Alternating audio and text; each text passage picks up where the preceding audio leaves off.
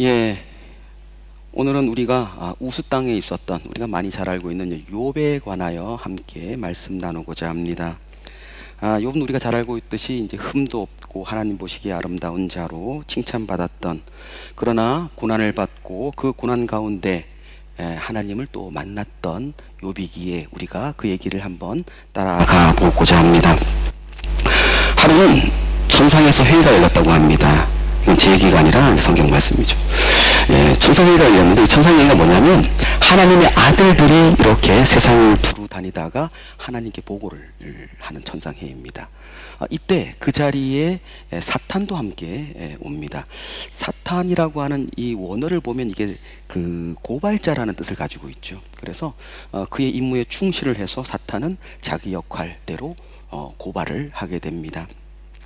왜 고발을 하냐면 하나님이 이 욥에 대해서 너무나 칭찬하는 겁니다. 야, 너 세상에 가봤지? 욥 봤지? 걔가 얼마나 정직하고 온전하고 하나님을 경외하는지 넌 못 봤니?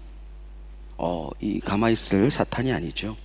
하나님, 욥이 까닭 없이 하나님을 경외할까요?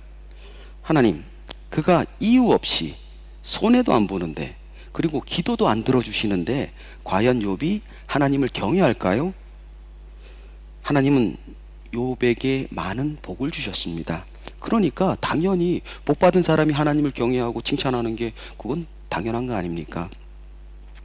하나님, 내가 그 소유를 한번 쳐보겠습니다. 그래도 진짜 욥이 하나님을 경외하는지. 하나님은 허락하셨습니다. 이렇듯 욥은 아무 이유 없이 재산을 잃었습니다. 그리고 심지어는 자녀들까지도 잃게 됩니다. 그럼에도 욥은 하나님을 원망하지 않았습니다. 욥기 1장 21절 말씀이죠. 주신 이도 하나님이시고요, 거두시는 이도 하나님입니다. 내가 그 하나님을 찬양합니다. 하나님, 내가 찬양하는 입으로 하나님을 원망하진 않겠습니다 라고 말합니다. 그 이후에 2차로 다시 천상의 회의가 열립니다. 하나님의 아들들이 또 두루 세상을 돌아다니다가 또 사탄도 마찬가지로 이 회의에 참석합니다. 하나님이 또 칭찬합니다. 너 세상 가봤지? 욥 봤지? 어때? 내가 정말 사랑하는 욥이야. 하나님 말씀이 맞지? 라고 사탄에게 이야기합니다. 사탄은 이번에는 하나님, 자기 몸을 안 건드려서 그래요. 그 건강 제가 쳐버릴게요. 그러면 그는 하나님을 원망할 겁니다. 이야기합니다. 그래서 하나님은 사탄에게 생명만은 건들지 말고 너가 한번 해봐라 내어주십니다. 그래서 생명을 빼앗지 않는 범위에서 건강을 쳐버립니다.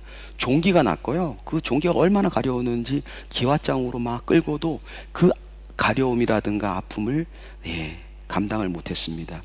그 모습을 본 욥의 아내가 하나님 너무하시지 않습니까? 하나님 욥 보셨잖아요. 얼마나 온전한 사람인지. 이런 사람을 치시는 하나님이면 나는 하나님 안 믿습니다. 그리고 욥에게 이야기하죠. 당신도 욕하고 죽어라 라고 이야기합니다. 그렇게 힘들었지만 욥은 그래도 하나님을 원망하지 않고 믿음의 길에 섰습니다. 우리는 이 말씀을 읽다 보면요, 조금 난해한 상황을 맞게 됩니다. 하나님이 사탄에게 고난을 넘겨주셨다. 그래서 온전한 욥이 하나님으로부터 허락을 받고 사탄에게 우리가 그러한 고난을 받는다. 시험을 해보라고 하셨기에 그 욥은 고난과 고통이 시작됩니다. 우리는 욥기 1장을 읽다 보면 이 내용을 너무나 잘 알아요. 그 욥의 고난과 고통이 어디서 시작됐는지, 왜 출발했는지를 우리가 알고 있습니다. 이 천상회의에서 그가 허락하셨기 때문에, 하나님이 허락하셨기 때문에 고난과 고통이 온 것을 알고 있습니다. 그런데 욥의 입장에서는 어떨까요? 욥은 아무것도 모르는 상태에서 그냥 하나님만 경배하고 하나님만 찬양하는 가운데 그 고난과 고통이 다가왔습니다. 우리가 살다 보면 때로는 우리가 모르는 상황에서, 이해할 수 없는 상황에서 고난과 고통이 올 수가 있습니다. 왜 오는지 모를 때가 많습니다. 물론 자업자득으로 그것 때문에 오는 고통이 없지는 않습니다. 하지만 욥의 이 고난을 봤을 때 그것과는 다릅니다. 마치 욥에게 있어서는요, 나는 안전 운전하고 있고 나는 질서를 잘 지키고 있고 신호등 잘 해서 안전 속도로 가고 있는데 그냥 뒤에서 큰 트럭이 꽝 하고 박은 거예요. 나는 아무 죄가 없고 아무 상황도 아닌데, 사실 1장과 2장만 가지고 보면 정말 아름답게 끝날 수 있는, 그냥 욥의 아름다운 모습으로 끝날 수 있었습니다. 그런데 3장부터 37장까지 이어지는 다른 파트에 이 말씀이 이어지는데요, 이것은 세 친구들과 욥이 서로 논쟁하고 서로 토론하는 모습을 볼 수가 있습니다. 마치 법정에서 서로 변론하고 또 토론하고 또 고발하는 모습을 우리가 연상하게 됩니다. 친구들이 멀리서 왔습니다. 멀리서 와서 욥을 이렇게 안부를 묻습니다.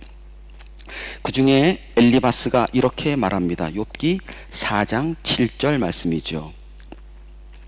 죄 없는 자는 망하지 않는다 그랬어. 너 욥 망했잖아. 그럼 넌 죄 있는 거야. 라고 이 엘리바스가 이야기합니다.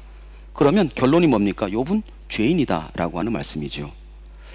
빌닷은 욥기 8장 20절에 이렇게 말합니다. 하나님은 악한 자를 붙들어 주지 않으시는 분이야. 그런데 욥, 하나님이 너를 안 붙들잖아. 그러면 너는 악한 사람이야. 악하니까 하나님이 너를 안 붙들어 주시는 거야.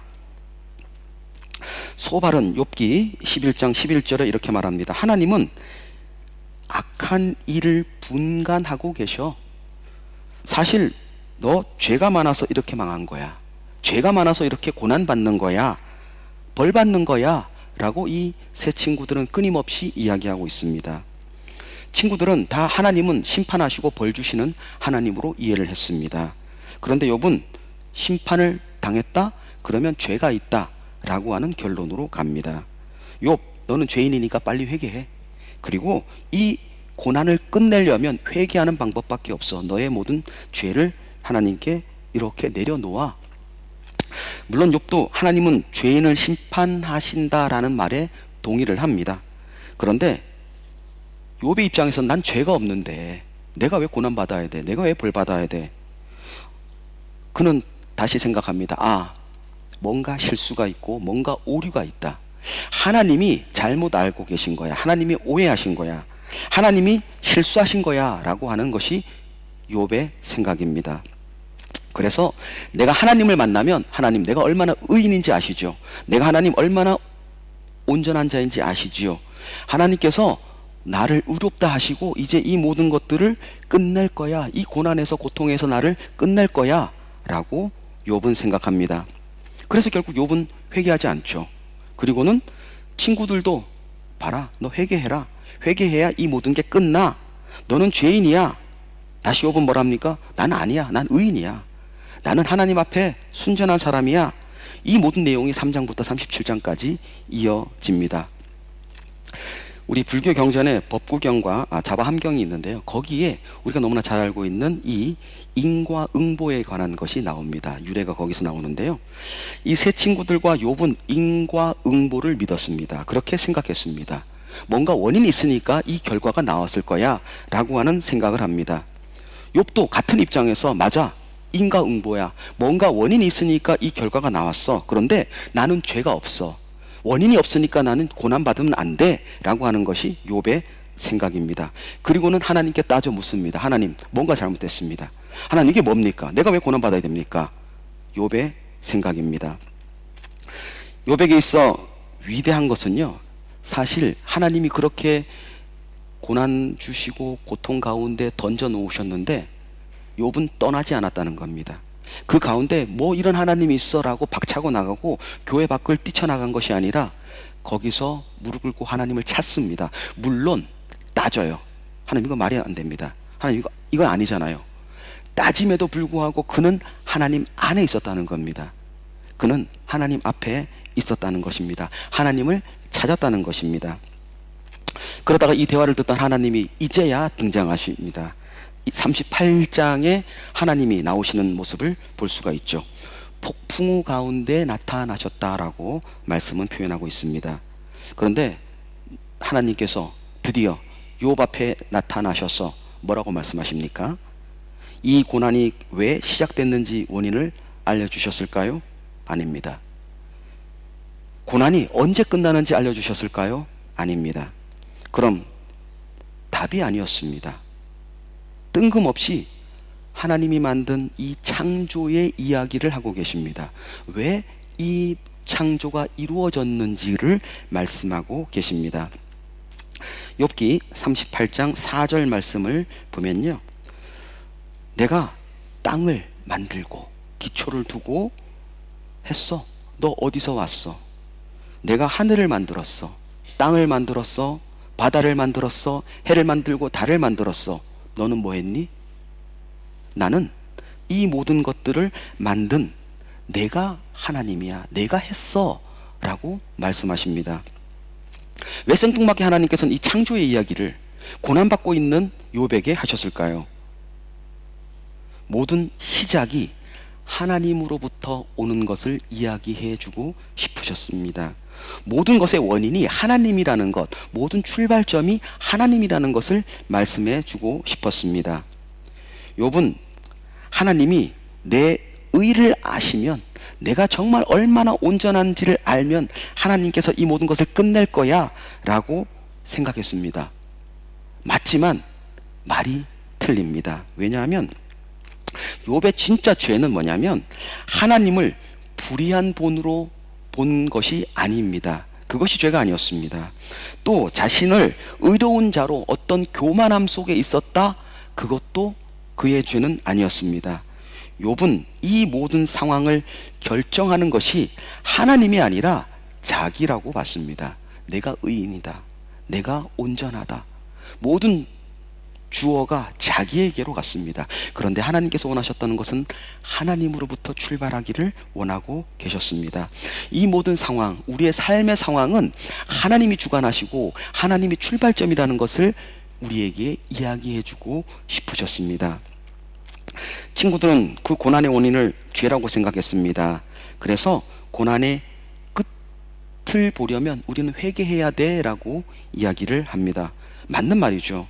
회개를 해야 됩니다. 그러나 그것도 정답과는 머리가 멉니다. 상황의 주체를 나로 보기 때문입니다. 내가 회개하면 이게 나을 거지. 상황의 주체를 하나님으로 봐야 됩니다. 이 상황의 주체가 제가 되면요, 어떤 상황이 벌어지냐면 하나님은 내가 회개하기 전에는 안 움직이시는 분이 됩니다. 내가 회개하기 전에는 하나님은 어떤 일도 안 하신다라는 해석이 가능합니다. 그러나 하나님은 그런 분이 아닙니다. 이 모든 상황을 끝내시는 의도는 하나님의 결정이요, 하나님의 뜻이요, 하나님의 계획입니다. 우리가 내가 이제 회개 안 해, 그럼 하나님 이제 나 용서 못 하겠지? 하나님은 그 모든 것을 뛰어넘으시는 분이십니다. 하나님이 세상의 이야기, 즉 창조의 이야기를 우리에게 하신 이유는 모든 그 원인이 나에게 있어. 내가 결정해. 고난의 원인도 바로 나로부터야. 그리고 이 고난이 끝나는 것도 바로 나 여호와 하나님으로부터 시작돼 라고 하는 것을 말씀하고 계십니다. 우리가 일이 잘 안 풀리면 얘기하죠. 내가 요즘 기도가 부족한가? 내가 요즘 말씀대로 안 살았나? 내가 요즘 교회 생활에 조금 부진했나? 하나님과 약속을 했던 것이 있는데 그것을 안 지켜서 내가 좀 요즘 일이 안 풀리나? 이런 상황에 우리가 큰 오류가 바로 자신에게 그 출발점이 있다는 겁니다. 모든 상황의 결정권이 나에게 있기 때문에 이러한 질문과 의도가 나타납니다. 기도하면 응답해 주신다 우리는 믿습니다. 그래서 우리는 기도를 합니다. 그런데 마치 우리가 기도가 우리의 권리인 양 착각될 때가 있습니다. 그래서 하나님이 안 들어주시면 원망합니다. 하나님, 내가 이렇게 기도를 했는데요, 이렇게 울부짖었는데요, 안 들어주십니까? 우리는 기도를 가끔 나의 권리로 생각될 때가 많습니다. 그런데 기도하는 것 자체, 내가 무릎 꿇고 내가 하나님을 부르는 그 자체가 은혜입니다. 내가 기도를 할 수 있다고 하는 그 자리가 은혜의 자리입니다. 하나님이 원하시지 않으면, 하나님이 결정하지 않으시면 내가 기도조차도 할 수가 없기 때문입니다. 그래서 기도하는 것 그 자체가 감사이고요, 기도를 들어주셨다라고 하는 것은 우리가 말할 수 없는 감사요, 엄청난 은혜로밖에 설명이 안 됩니다. 권리가 아닙니다. 나에게 결정권이 없습니다. 우리가 이렇게 하루를 살아가는 것, 사랑하는 사람들과 함께 지내는 것, 교회에서 예배드리는 것, 당연한 권리가 아닙니다. 하나님께서 나를 위하여 하나하나 준비하시고 계획하시고 마련해 주시고 하나님이 허락하시고 결정하셨기 때문에 저와 여러분은 이 자리에서 하나님께 영광을 돌릴 수가 있습니다. 그래서 모든 일을 다 감사할 수밖에 없고요. 이 모든 것이 은혜구나 라고 우리는 우리의 신앙을 고백할 수밖에 없습니다. 실제로 보면 하나님은 욥을 의인이라고 표현합니다. 욥은 고난을 당했죠. 죄인이라서 고난이 온 것이 아니고 애초부터 하나님께서 그렇게 결정하시고 그렇게 계획하시고 그렇게 마음을 두셨기 때문에 고난이 찾아왔습니다. 여러분, 그러면 우리는 왜 믿어야 할까요? 왜 우리에게 믿음이 중요할까요?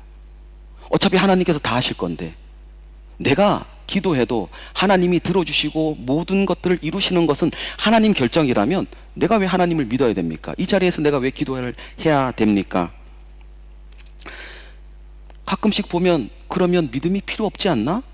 라는 생각도 할 수가 있습니다.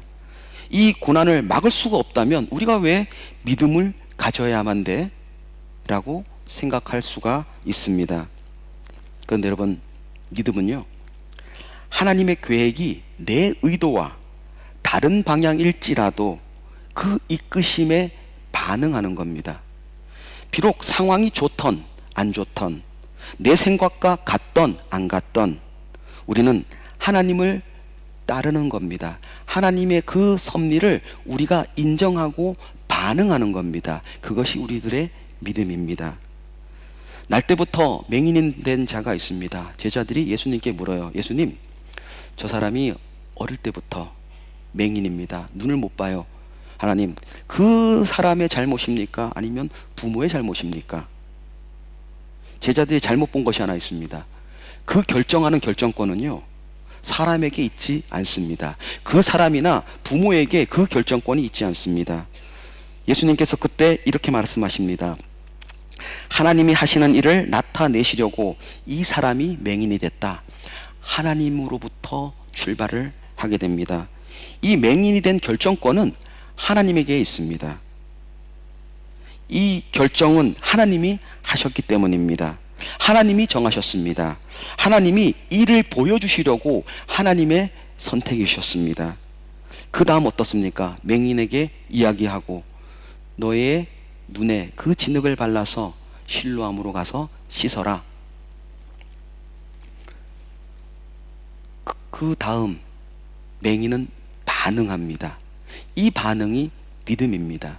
내가 그 이야기를 듣고 반응하고 나아가고 순종하고 신뢰하는 것, 그것을 우리는 믿음이라고 이야기합니다. 하나님이 일하시는 것을 우리가 인정하는 겁니다. 반응하는 것입니다. 여러분, 모든 일은 하나님께 달려 있습니다. 모든 일어나는 일은 그 결정은 하나님이 하시기 때문입니다. 그래서 우리의 결정보다는 하나님의 결정에 따라가는 것이 믿음입니다. 욥기 42장 2절 말씀입니다. 욥은 하나님이 죄와 의에 휘둘리는 분이라고 생각했습니다. 인과응보에 의해서 움직이는 분이라고 생각했습니다. 그런데 주님의 계획은 어김없이 이루어진다는 것도 저는 깨달았습니다. 라고 욥은 고백합니다. 깨닫기 시작합니다. 믿음이 자라나기를 시작합니다.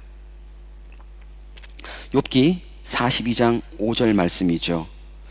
그동안 주님을 귀로 들었습니다. 그런데 내가 귀로 듣는 그 수준이 아니라 이제 믿음의 수준이고 눈으로 보듯 확실합니다. 하나님, 내가 눈으로 보듯 당신을 믿습니다. 믿음이 자라납니다. 욥기 42장 6절 말씀입니다. 하나님, 그동안은 내가 주장했습니다. 내 의견이 중요했습니다. 내가 중요했습니다. 하나님, 그러나 이제 이 모든 것을 내려놓습니다. 하나님의 결정에 내가 따르겠습니다. 하나님이 아닌 그 모든 것도 나에게 주인이 될 수 없습니다. 내 주장을 거둡니다. 라고 이의 믿음이 자라납니다. 그것을 회개하게 됩니다. 그랬더니 하나님이 결정을 바꾸셨습니다. 하나님이 그의 방향을 틀으셨습니다. 우리가 한 해 동안 믿음의 공동체로 자라면서 또 1년 동안의 우리의 비전을 자람의 공동체로 삼았습니다. 그렇게 달려가고 있습니다. 앞에 있는 이 작은 나무 하나가 우리의 마음을 담는다면 조금씩 시들어갈 때 그러면 우리의 자람도 시드나 나의 시각으로 보지 마시기를 바랍니다. 하나님의 시각에서 하나님께서 키워주시고 하나님께서 자라게 하시고 비록 이파리가 떨어지고 지금 이 물이 말라갈지라도 하나님이 결정하시고 하나님이 이끄시는 것이지 내가 이 자람의 공동체에 이 나무를 키워 나가지는 않습니다. 하나님은 하나님의 마음을 통하여 그 결정을 하십니다. 우리가 이 욥의 결말을 너무나도 잘 알고 있습니다. 이렇게 욥은 하나님께 회개하고 돌아오고 중심이 자기였던 것을 하나님께로 돌려놓았습니다. 그때 하나님은 그의 마음을 돌리셨습니다. 그래서 그에게 이제 복을 주시기 시작하시죠. 그래서 잃어버렸던 재산의 2배가 되는 이런 축복을 주셨습니다.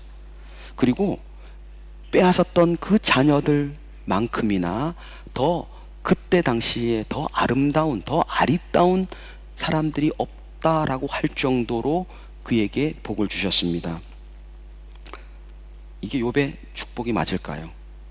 욥이 자기 재산이 2배가 되고 그 딸들이 세상에 가장 아름다운 딸로 다시 태어난 것이 축복이 맞습니까? 그 욥의 고난 뒤의 축복입니까? 만약 하나님께서요 저에게 이렇게 말씀하실 거예요. 네가 이 고난, 이 연단 가운데 승리해라.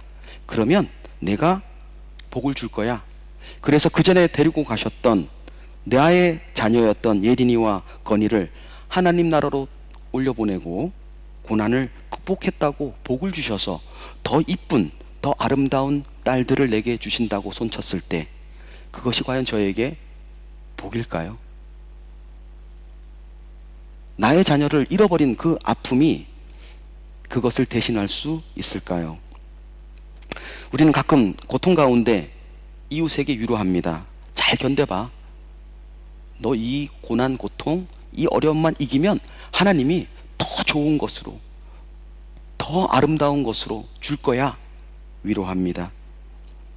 자녀를 잃은 부모에게 울지 마. 하나님이 무슨 뜻이 있을 거야. 그리고 또 자녀를 주실 거야. 또 더 좋은 거 주실 거야. 라고 말합니다. 과연 이 말이 그분들에게 위로가 되겠습니까? 우리는 자주 고난을 통해 하나님이 우리의 흔드심을 봅니다. 우리는 자꾸만 이 고난을 이겼을 때의 그 축복을 물질적인 세상적인 것으로 생각합니다. 그래서 우리의 소망은 가끔 자녀가 잘 되고 남편이 잘 되고 아내가 잘 되고 돈이 풍성하고 명예가 쌓이는 그것을 우리의 소망과 희망으로 생각할 때가 있습니다. 이거는 사라지는 소망입니다. 없어지는 소망입니다. 하나님이 주시는 그 축복은 그 사라질 축복이 아닙니다. 우리들의 축복은 하나님을 만나는 것입니다. 내 삶의 주인이 내가 아니라 모든 관점이 내가 아니라 하나님께로 가고 하나님이 나를 만나주시고 그 고난 가운데 내가 주를 바라볼 수 있을 때 주가 나의 눈을 맞춰주실 때 그것이 가장 큰 축복입니다. 그 전에 있었던 그 이후에 있었던 것은 하나님이 넉넉히 채워주실 줄 믿습니다. 우리 마지막으로 욥기 23장 10절 말씀을 함께 합독하도록 하겠습니다. 그러나 내가 가는 길을 그가 아시나니 그가 나를 단련하신 후에는 내가 순금같이 되어 나오리라. 아멘. 하나님의 계획과 하나님의 그 섭리는 후회하심이 없습니다. 나를 가장 잘 아시는 우리 주님이 나를 연단하십니다. 이 교회를 연단하십니다. 지금 고난 과정 속에 있습니까? 아픈 과정 속에 있습니까? 정금같이 우리의 믿음이 다시금 살아나는 그날을 기대하며 우리의 발을 맞춰 나가기를 축복합니다. 하나님이 그렇게 결정하셨습니다. 하나님이 가장 좋은 길로 저와 여러분의 길을 만들어 놓으셨습니다.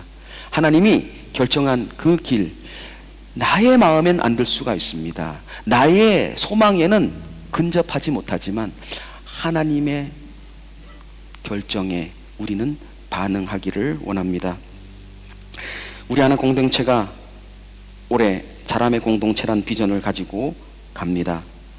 하나님의 계획, 그 선하심을 믿음으로 반응하는 저와 여러분이 되기를 축복합니다. 우리 함께 찬양하겠습니다.